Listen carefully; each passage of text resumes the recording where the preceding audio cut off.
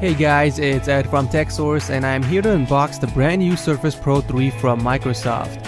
I went ahead and picked up the high-end model that has an i7 processor. However, there are other models available for purchase like the i3 and the i5. You can also choose the amount of space you want from 64GB all the way up to 512. The model I picked up is the i7 processor with 256GB of SSD space along with 8GB of RAM.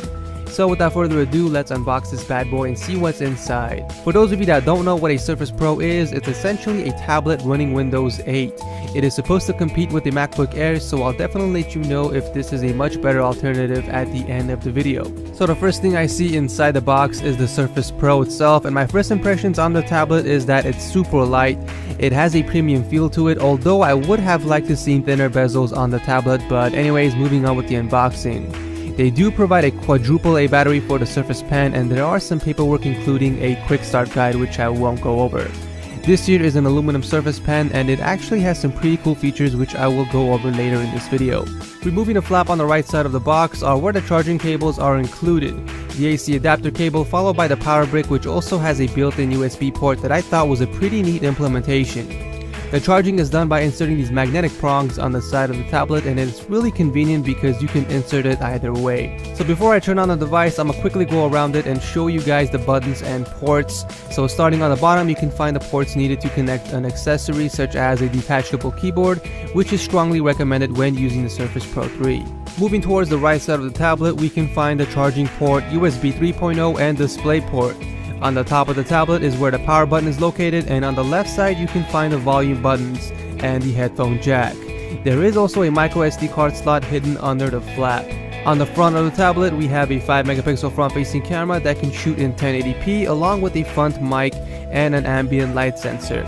And the same camera specs go for the back side as well with a rear facing microphone. The Surface Pro 3 also offers amazing versatility. You can go from tablet to laptop in a snap with the multi-position kickstand, and it's also designed to work well with their detachable keyboard. So the screen on the Surface Pro 3 is a 12.2-inch IPS display with a resolution of 2160 by 1440, which supports multi-touch. The battery is also supposed to last up to 9 hours of web browsing. I don't really want to waste time talking about the operating system because most of us already know about Windows 8, so there is really nothing new to talk about when actually using the tablet. It is essentially a Windows 8 laptop without the keyboard. The i7 processor definitely shines here, as I have not yet experienced any lag when navigating through the tablet, and the videos play very smoothly even at 1080p. Since the stereo speakers are located on the side, the sound does not become muffled and instead you get crisp audio. Another thing that I was impressed at was the usage heat. I played with the Surface Pro for about 2 hours straight and it only got to a point where it was warm. There was no fan noise that I could hear and no excessive heat that would ruin the experience of holding it on my lap. I was definitely impressed with that. Now the Surface Pen does have its benefits as well. Most of the time it isn't used, but when it is, I found it to be integrated very well with the tablet. You can use it as a mouse and you can even program it to launch an app with a click of a button.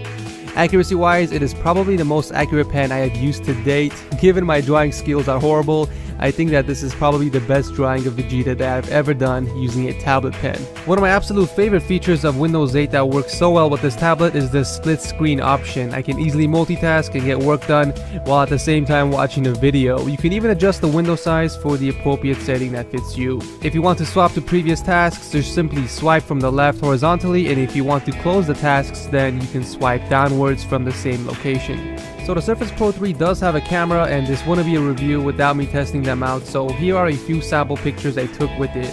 It is obviously far from the best camera, but for a tablet I think it did a pretty good job.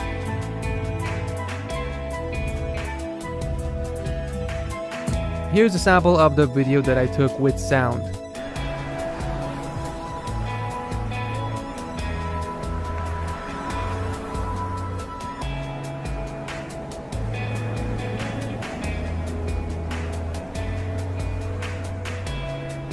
Overall, I would say the Surface Pro 3 is a hell of a tablet that can do so many things. The i7 processor definitely makes sure that you get the best experience, and the size and weight factor of the tablet makes it a very convenient device to carry around with ease. All it's missing is a detachable keyboard, which can be purchased separately. Operating systems aside, I definitely think that the Surface Pro is a great investment to have if you're constantly on the move, and the price is fair to me. That being said, personally I would consider buying one if it came with Windows 7, otherwise I'm going to have to hold off. Anyways, that is it for the video. I hope you guys enjoyed it. If you did, please leave a like, and if you didn't, you can leave a dislike and let me know why. Also, what did you guys think about the Surface Pro 3? If you had to choose between this and the new MacBook Air, which would it be? Let me know in the comment section down below. This is Ed from TechSource, and I will see you next time.